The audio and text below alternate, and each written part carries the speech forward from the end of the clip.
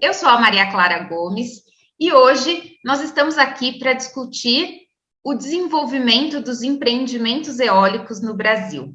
Para tratar de um tema assim tão relevante, tendo em vista a crescente necessidade da expansão da energia renovável no mundo todo, nós trouxemos o Leon de Souza Aguiar. O Leon é o atual diretor-geral do IDEMA, o órgão ambiental do Rio Grande do Norte, um dos maiores produtores de energia eólica no país.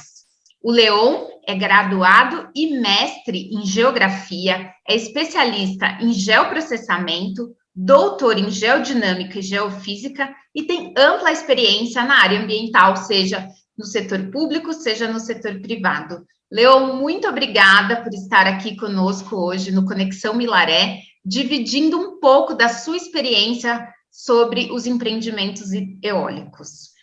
Eu que agradeço, Maria, a essa oportunidade da gente conversar um pouquinho aqui, né, na Conexão Milaré. E a energia eólica, né, ela tem sido pauta no mundo inteiro, né, não somente aqui no nosso país, no nosso estado, né, nos destacamos bastante, né, e existe uma história, né, que explica um pouco por que hoje a gente tem esse destaque, né, mas é extremamente gratificante hoje a gente estar trabalhando numa agenda tão importante para o planeta, para o nosso país, né, que é a questão da energia, né, a autossuficiência, a busca de ter um país que continue crescendo, mas pautado numa energia mais limpa, pautado numa sustentabilidade, né, que nós precisamos passar, que é a questão da transição energética, né? Isso não é um assunto só de interesse nacional, é o interesse de toda a sociedade, porque nós estamos perseguindo os objetivos do desenvolvimento sustentável, nós estamos perseguindo as nossas necessidades de adaptação a esse processo de mudança climática que afeta a vida de todo mundo. Tá? Então, começamos uma historinha, né, que acho que todo mundo conhece, quem não lembra, quem tem mais ou menos a minha idade ou é mais velho, lembra daquele apagão que nós passamos em 2001, e esse grande apagão ele levantou um alerta nacional, né? Tanto é que surgiram programas, projetos, ações, legislações, todas voltadas para potencializar a geração de energia. E, logicamente, a discussão naquela época ainda não era tão forte do ponto de vista da mudança climática, não era tão forte do ponto de vista da busca da energia limpa, mas já tinha, sim, a necessidade de aumentar a matriz, né, da eletricidade, não só pautada no petróleo e gás, não só pautada em termoelétricas, no carvão, e não só pautada nas nossas barragens, né, nas questões de geração por energia hidráulica.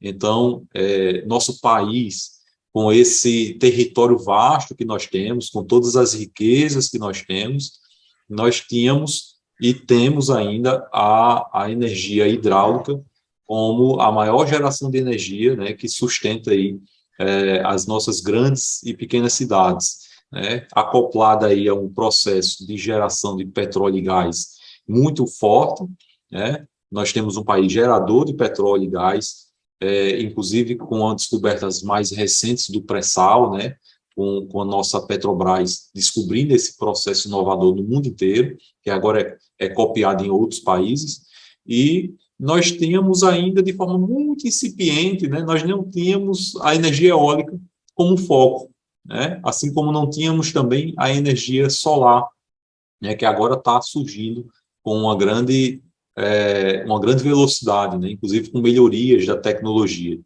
Na energia solar, não somente a questão daquela microgeração de energia, que fica aqueles painéis em cima das nossas edificações nas cidades, mas também as grandes usinas solares, né, que têm surgido aí por esse território e pelo nosso potencial, né, de insolação e para geração dessa energia. Mas o foco do nosso estado e da nossa região Nordeste, eu diria, é pautado na energia eólica. Primeiro, por ser considerada ainda uma das energias mais limpas que nós temos hoje, né? A transformação das forças dos ventos, a constância desses ventos, né, para gerar eletricidade, até porque essa geração ela passa a ser gerada 24 horas por dia, de manhã, de tarde, de noite, de madrugada. Nós temos ventos, é lógico que algumas oscilações, algumas épocas do ano sendo afetada por isso, mas é a que mais gera energia, diferente da solar, que só teria geração durante o período de exposição solar, né? E afetada em algumas épocas do ano pelas chuvas, né? Pelo período nublado. Então, nós perderíamos essa eficiência. Então, a ideia realmente é ter uma pluralidade de energias. Depois de 2001, que inclusive surgiu uma resolução do CONAMA, né, isso, trazendo aí um enfoque com relatórios mais simplificados, porque até então o que nós tínhamos de legislação era a resolução CONAMA 1 de 86, que em um dos seus tópicos tratava a geração de energia. Vocês da área de advocacia bem conhecem a resolução CONAMA 1 de 86, mas que naquele momento o país entendeu uma emergência e buscou trazer outros procedimentos, uma simplificação, justamente para expandir a geração de energia no nosso cenário aqui nacional. Passados alguns longos anos, muita discussão ainda sobre energia eólica, somente em 2014 que surgiu aquela resolução do CONAMA voltada ao licenciamento ambiental para a energia eólica. E aí ela elucidou claramente aquilo que deveria ser um procedimento simplificado, pautado num estudo mais simples, que é o relatório ambiental simplificado, daquilo que não, obrigatoriamente persiste o EIA-RIMA, né? Abrindo possibilidades de estudos de impacto ambiental para além dos 10 megawatts que estavam ali meio que amarrados à CONAMA 1 de 86. Então, a gente tem esse cenário de legislações. E os estados, obviamente, cada um com a sua, depois da lei complementar 140 de 2011, né? Cada um já tinha, a maioria dos estados já tinham suas legislações, suas políticas estaduais de meio ambiente, suas regras de licenciamento ambiental, mas que a partir de 2011 isso foi ficando cada vez mais rápido, a adaptação, a revisão de normas e a criação de especificidades para as atividades licenciadas nos seus estados, nos seus territórios, por suas peculiaridades, obviamente. E o Rio Grande do Norte possui essa legislação desde 2006, que vem sendo alterada ao longo dos anos, e a última modificação é de 2014, né? Mas é esse o cenário legislativo que nós tínhamos, que nós temos. Nós tivemos essa questão do apagão e a necessidade de continuar crescendo, né? Não há sociedade hoje sem discutir energia, no modo de vida como nós conhecemos, na sociedade que cada vez mais demanda equipamentos, tecnologias e uso de eletricidade. E a questão agora mais forte, mais intensa e presente nas nossas vidas, que são as mudanças climáticas. Então, não estamos falando só de crescimento, só de continuar desenvolvendo cidades, sociedades, estamos falando de um modo de vida que garanta essa perpetuidade, né, da vida humana, né, das cidades, com adaptações a esse cenário que foi confirmado, né, um aquecimento do planeta que não para, e tem datas para ter um cenário de temperatura que nos preocupa muito, né? Caso a gente não consiga, na maior parte das sociedades do planeta, fazer essa transição, fazer essas adaptações e estarmos preparados, né, para que nossas vidas e nossas atividades econômicas possam continuar acontecendo. Leon, eu queria, então, dentro desse debate sobre desenvolvimento, né, sustentável, dentro dessa demanda que nós temos hoje no mundo por geração de energias renováveis, eu queria te fazer duas perguntas.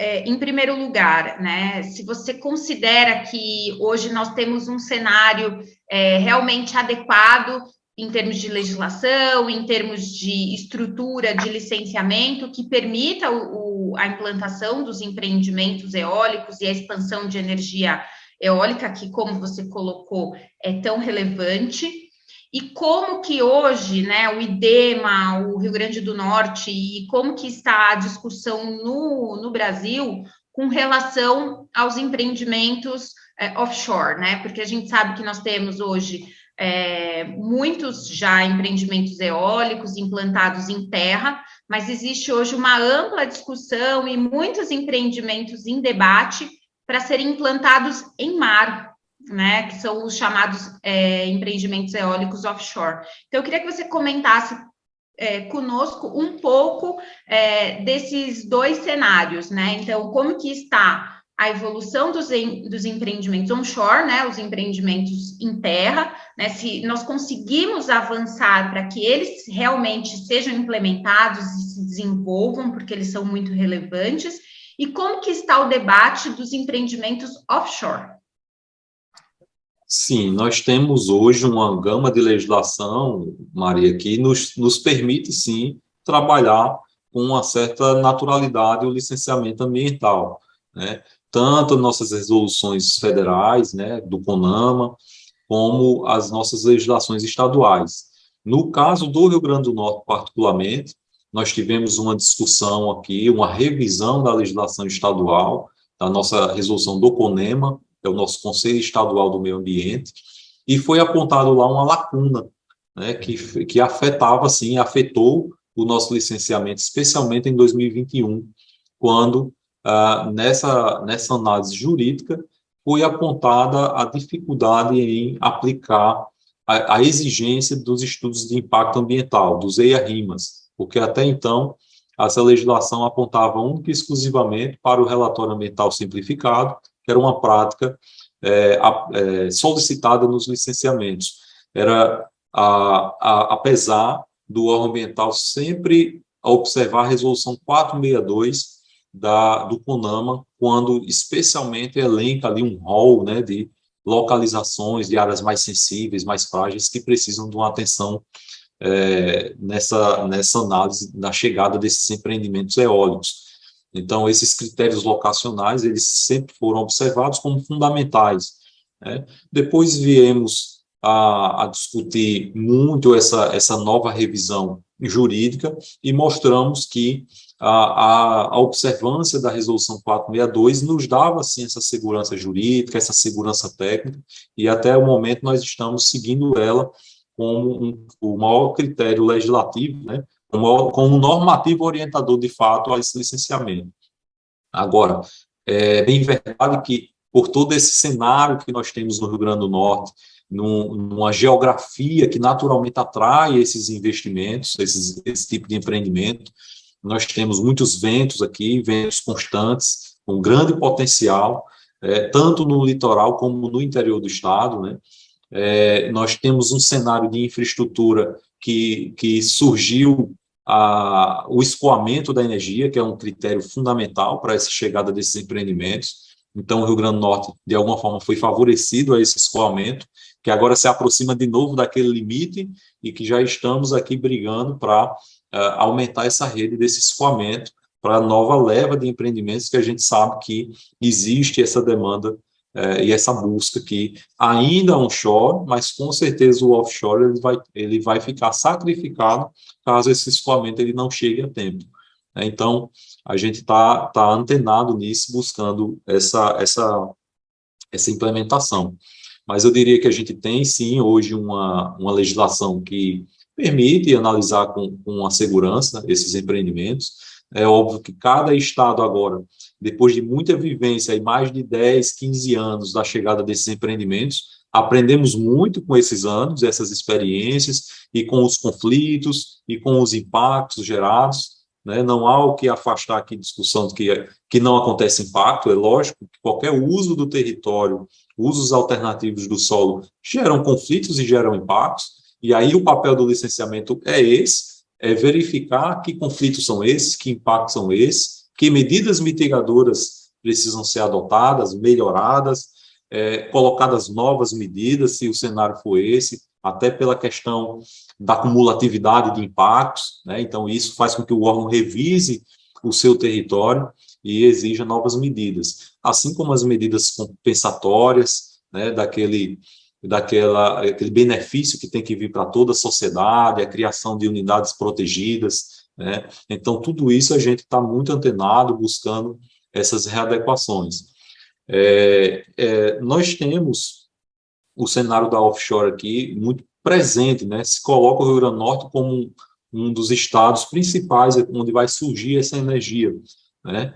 Lógico que há toda uma concorrência no cenário nacional, muitas sobreposições de empreendimento, marco regulatório ainda em discussão, o licenciamento feito pelo IBAMA, mas a gente vislumbra um cenário e uma maior necessidade de alinhamento, inclusive, entre esses órgãos do CISNAMA, entre o IBAMA e os estados, porque a gente vai ver algum ponto de conexão aqui e de conflitos que vão ser gerados pelo uso do território marinho, mas que vão refletir e vão repercutir sobre os estados.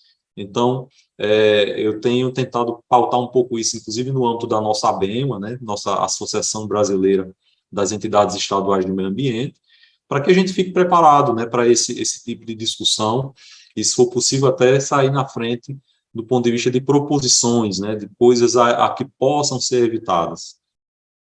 E um dos principais instrumentos, a gente sabe que seria um zoneamento ambiental, um zoneamento ecológico, econômico, que pudesse refletir e materializar esses usos que nós temos no nosso amplo território. A gente sabe da dificuldade pelo amplo território, mas que é fundamental e é um dos instrumentos da nossa política. Tá? Então, estamos antenados com isso, a gente divulga esse potencial offshore que nós temos também, porque aqui nós temos uma grande plataforma marítima, e essa plataforma é rasa, ela é favorável à chegada desses empreendimentos. Estamos discutindo porto que possa servir de suporte para a instalação dessas atividades, então, mais uma vez, a gente se destaca nesse cenário. E, em relação ao onshore, a gente continua, assim, sempre olhando a nossa legislação, mas pensando no que ela pode melhorar. Tá? Ela está funcionando, mas a partir das experiências, dos conflitos e dos impactos, a gente sente já que precisamos dar um próximo passo para os novos empreendimentos que assim chegam. Muitas discussões, por exemplo, sobre os impactos dos ruídos desses empreendimentos e as comunidades, a questão do sombreamento desses empreendimentos em relação a possíveis ocupações, né, até pela altura e a tecnologia que vem chegando cada vez maior, apesar de que essas tecnologias, até do ponto de vista do ruído, pelo menos, elas têm sido melhor do que algumas máquinas antigas, que a gente percebe um ruído em campo e estamos tendo que agir, né, junto às empresas para a redução desses ruídos. Já estamos nos aproximando daquele cenário de troca de equipamentos, porque aqueles empreendimentos que foram pensados há 20 anos atrás, colocados aqui 15 anos atrás, já chegam numa idade de necessidade ou de repotenciar esses empreendimentos, né? As empresas já estão trazendo essa discussão, ou até mesmo a desativação de um ou outro empreendimento. E isso vai fazer com que exista um plano de descomissionamento, que você tenha que ter cuidado com os resíduos, e ainda existe uma grande lacuna que a gente vem discutindo com a EPE, a Empresa de Pesquisa Energética, sobre como melhor fazer, como melhor cuidar desses resíduos, o que pode ser feito, como pode ser reaproveitado, pensando na política de resíduos sólidos, né, e aquilo que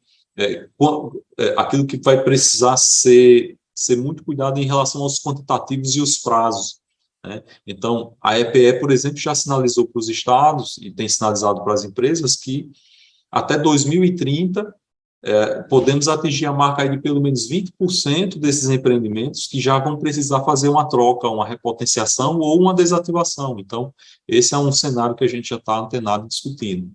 Então, do ponto de vista de legislação, eu acho que eu contemplei aí que está funcionando, mas existe sim sempre a necessidade de revisão depois de tantos anos e dos movimentos que surgem, né, questionando alguns desses impactos. Leon, que importante essa mensagem que você traz para nós e dessa preocupação do IDEMA de se antecipar, seja na questão da geração aí de resíduos, do impacto de eventual descomissionamento, né, de troca de geradores, assim como essa preocupação em se antecipar em relação a essa expansão da geração de energia através dos empreendimentos offshore. Então, muito bacana receber de você essas informações.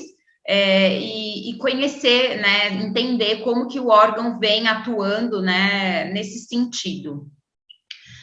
Ainda dentro desse tema de desenvolvimento sustentável, dessa demanda crescente, né, por empreendimentos que atendam a essa qualidade, né, não só gerar energia, mas gerar de uma forma limpa, renovável, que não gere emissões. Eu queria que você falasse um pouco para nós como o IDEMA, como o Rio Grande do Norte, tem enfrentado a questão da produção de hidrogênio verde. Como vocês têm tratado desse tema aí no Rio Grande do Norte?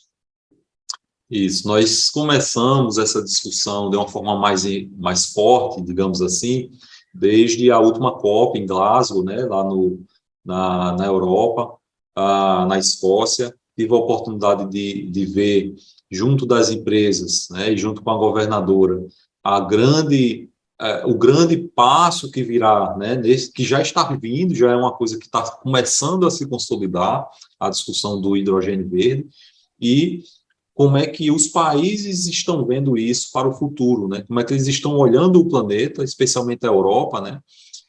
Mas com certeza a China, com certeza aí os Estados Unidos, que são os grandes países consumidores e que geram muito impacto ambiental em seus territórios, e como é que eles enxergam o mundo. E eles apontam, né, esses países que têm um vasto território como o nosso, com um grande potencial para a geração dessa energia limpa e essas relações que podem ser estabelecidas entre os dois países do ponto de vista de compensações, relações comerciais, desenvolvimento social, econômico, de todo esse conjunto de necessidades. Nós estamos vendo o que uma guerra, né, na Ucrânia, por exemplo, afeta o planeta, e até discussões que não deveriam mais acontecer, de voltar a termos termoelétricas, de voltar a ter a queima de carvão. Isso é bem preocupante diante do cenário de mudança climática que tem prazo, que tem tempo para o aquecimento, que pode afetar nossos modos de vida. Então, o hidrogênio verde, ele precisa de estrutura, ele precisa de energia para gerar hidrogênio verde. E um dos projetos para a geração dessa grande quantidade de energia para o hidrogênio são as offshore. Por isso que a corrida contra o tempo para offshore ela tem acontecido, e o Brasil, ele tem sido referência. A grande cobrança naquele momento, né, em novembro do ano passado, era: vocês precisam correr com a questão dos marcos regulatórios. Tá? Alguns países da Europa já têm esse marco, né, e a gente, conversando com eles, inclusive foram feitos protocolos lá de acordos para que o Rio Grande do Norte pudesse ter o apoio dessas empresas nessas discussões do que precisa de fato ter um marco regulatório, né? Como é que eu posso pensar em um porto que realmente atenda a essas necessidades da eólica offshore, que atenda ao hidrogênio verde. Então, o porto ele já começa a nascer aqui numa discussão adaptada a marcos regulatórios da experiência já de outros países que começaram na frente. Nós estamos aqui tanto a Secretaria de Desenvolvimento Econômico, né, que existe uma coordenação que trabalha o tema de energia, buscando mostrar mais informações do nosso potencial, do nosso cenário de atrair esses investimentos do hidrogênio verde, mas também no próprio IDEMA, nós criamos um grupo de trabalho técnico para estudar as nuances técnicas que possam ser já pensadas do ponto de vista do licenciamento ambiental, das regiões que a gente tem potencial ou que não tem esse potencial do ponto de vista ambiental, né? Nós temos unidades de conservação costeiras, nós temos comunidades e nós temos infraestrutura. Então, nós precisamos ver quais são os melhores espaços e como o licenciamento ambiental ele pode ser pensado. O primeiro estado que lançou uma resolução estadual regrando o licenciamento de hidrogênio verde foi o Ceará, né? E naquele momento a gente já pegou essa legislação do Ceará para estudar, né? E já estamos, junto com a Universidade aqui Federal do Rio Grande do Norte, e o nosso grupo de trabalho interno do IDEMA, discutindo se aquela realidade daquela resolução, ela realmente é compatível com o nosso território, o nosso estado. Então, a gente está está fazendo isso, vamos fazer uma visita em breve, ainda esse mês, semana que vem, inclusive, no Ceará, para poder conversar lá com a Federação das Indústrias, com o Porto Pecém, e trazermos essa experiência para cá. Né? Já discutimos no Rio de Janeiro também um pouco sobre o hidrogênio verde, então a gente está buscando se manter dentro desse conhecimento técnico, dentro de uma competitividade e com os cuidados necessários que a gente tem que ter para que esses projetos já venham dentro de critérios seguros, de normativas, de segurança jurídica e atendendo os princípios da sustentabilidade. Leon, muito obrigada por todas essas informações.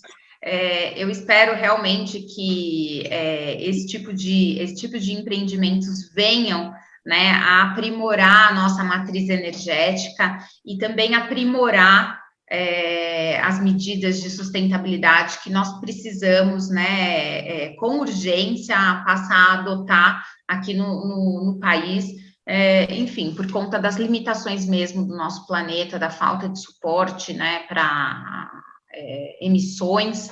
Então, eu agradeço muito a sua participação, foi muito interessante essa conversa com você, e muito obrigada por estar no Conexão Milaré. Eu que agradeço, Maria Clara, pela oportunidade mais uma vez de estar aqui na Conexão Milaré. Né? Eu acho que, como foi discutido, né, recentemente lá no Congresso Ambiental, que estivemos em São Paulo, é um caminho sem volta, né? Não há como pensar em crescimento, desenvolvimento, ou até o modo de vida que nós conhecemos, sem discutir a transição energética, e a transição energética com uma matriz ampla, com energia limpa, mas também pensando nos outros princípios do objetivo, que mais justiça social, menos desigualdades. Então, é esse o modelo que a gente está tentando buscar implementar, né? Não só aqui no Rio Grande do Norte, temos tido reuniões com os outros órgãos estaduais do meio ambiente, do ponto de vista desse cenário dos impactos ambientais. Eu estou participando de discussões na Câmara Temática do Meio Ambiente, do Consórcio Nordeste, pensando como é que a gente pode, enquanto Estado, enquanto região, com esse grande potencial ainda do onshore, melhorar esse modelo de desenvolvimento, melhorar esse licenciamento, e acredito que isso vai fazer com que essa próxima década que nós já entramos, né, até 2030, nós tenhamos aqui uma melhoria desse processo, uma harmonia, uma compreensão das pessoas. Eu acho que, às vezes, existe até muita desinformação e a gente está tentando buscar levar e nivelar o conhecimento para a nossa sociedade, né? Seja para a própria empresa, que às vezes tem o seu pensamento, a sua compreensão, pensando na lógica da empresa, mas a gente está discutindo com eles o nosso modelo de sustentabilidade, assim como a sociedade civil organizada, né? No nosso Conselho de Meio Ambiente e nas nossas discussões para melhorar esse procedimento, pensando na nossa política nacional, nas nossas políticas estaduais, e eu acredito que a gente vai ter muito sucesso aí nesse próximo período. Então, mais uma vez, eu agradeço por a gente mostrar um pouquinho do que nós estamos enfrentando, o que nós passamos no Rio Grande do Norte, mas que isso se estende, de algum modo, a outros territórios também que estão antenados a todas essas discussões das mudanças climáticas. Muito obrigada, Leon. Esse foi o Conexão Milaré.